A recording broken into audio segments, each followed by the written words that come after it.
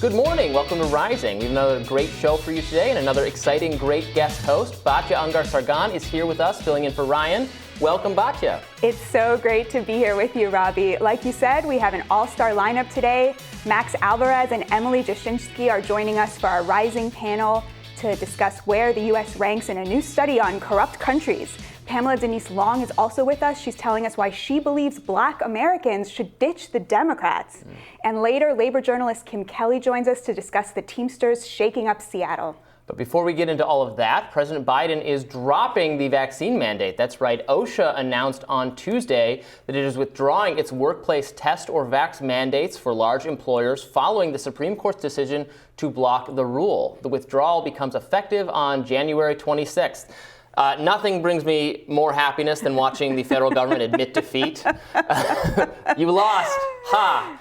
I've talked about on the show a lot how, despite being totally for vaccination, I am vaccinated, I encourage vaccination.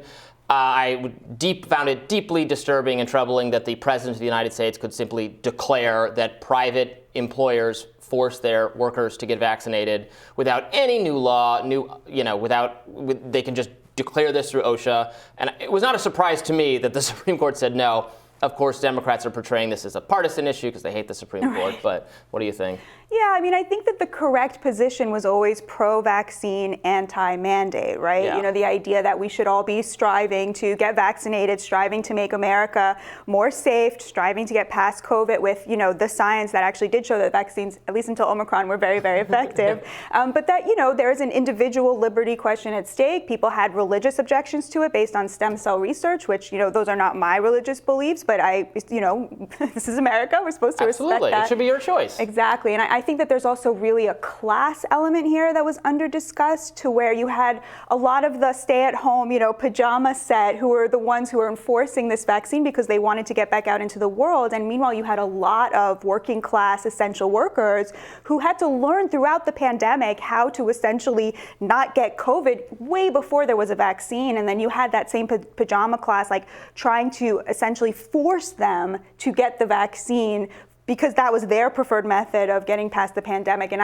that really sat wrong with me, especially when all of these working class people started getting fired, and you saw people who were supposed to be on the left sort of cheering on that firing. Cheering on people being fired. Yeah, cheering for people being fired, cheering for, I thought like workplace protections was something very sacred to the left, and your job being should be guaranteed, you should be protected by a union, etc.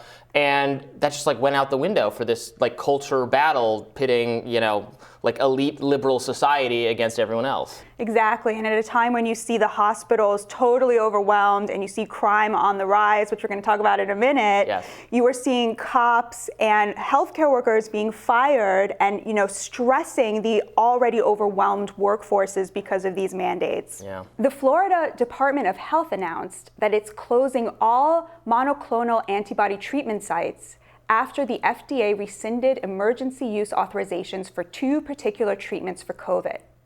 The FDA said that the treatments are no longer authorized because they are highly unlikely to be active against Omicron. Well, Florida Governor Ron DeSantis fired back against the decision on Twitter, saying, quote, "Without a shred of clinical data to support its decision, the Biden administration has revoked the emergency use authorization for life-saving monoclonal antibody treatments."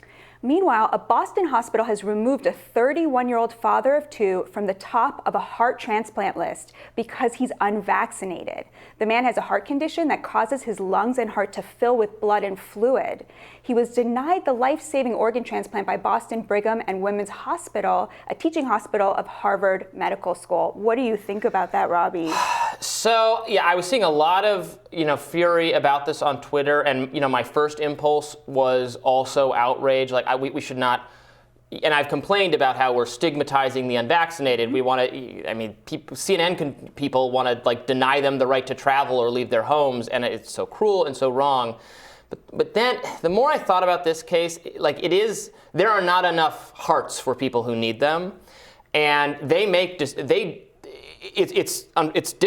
sad, it's hard, but the doctors make hard calls. They will deny you a heart if you're a smoker. they will deny you a heart if you're a heavy drinker because there's not enough of them to go around. So they have a criteria for who are the people most likely to survive this transplant. Like, so they already do, they will say no to you because they don't agree with your health, with your personal health decisions. Like, that is a norm that already exists. So while this is a very political thing at the moment, like who's getting vaccinated, this is actually like well in keeping with their other practices, right? Yeah, I went through the same exact journey as you. Yeah. When that story hit my inbox, I was like, oh, ready to angrily tweet, like, how dare they stigmatize somebody just because they made this choice, like, you know, da-da-da-da. And then I started looking at the other things that that same hospital will deny people a transplant over, and it includes things like smoking, drinking, obesity.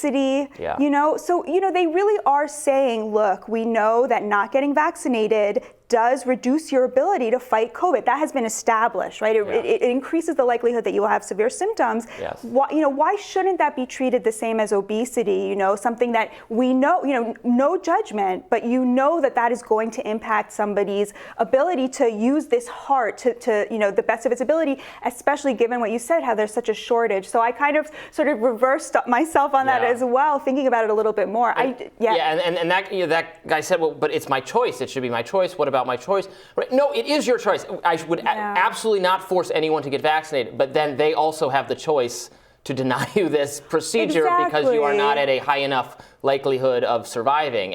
Look, it should be your choice, but people who are very ill, people who have a comorbidity like severe obesity, people who have compromised immune systems, the elderly, those people really can benefit from vaccination. This person, you know, who needs this life-saving medical procedure is probably someone who would benefit from vaccination.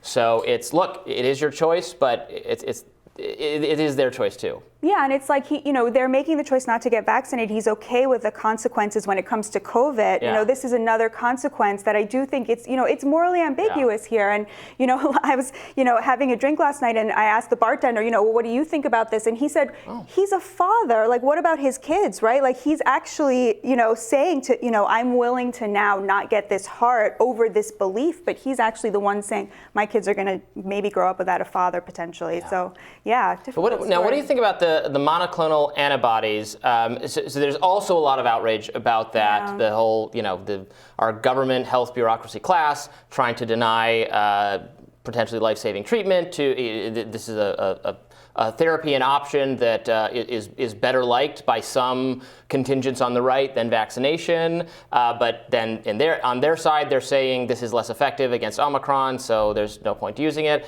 I'm not quite sure. I mean, it's on some level a scientific question that I'm not qualified to answer, but I've not loved how the FDA has handled so many aspects of this, so I have no default trust in their decision making here. But what do you think? Well, first of all, we know the vaccines are less effective against Omicron. Nobody's now saying, don't get vaccinated. Right. It does. There is. I can understand why some people see this as sort of like a kind of.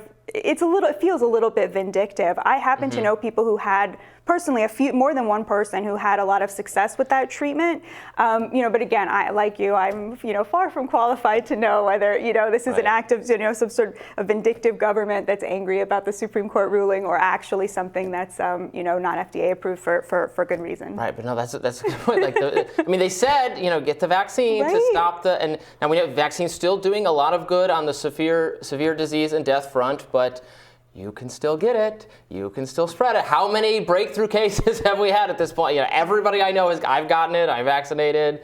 Everybody I know is vaccinated, has gotten it. It's just it's like it's not what they promised, and then that erodes our confidence in them because they seem to get it wrong so much. Yeah, and in a very politicized way, always in one direction. Always in one direction, right? Wrong in one direction. Yeah, that's the statement for our times. Well, we'll tell you what's on our radars coming up next. Stick around for that.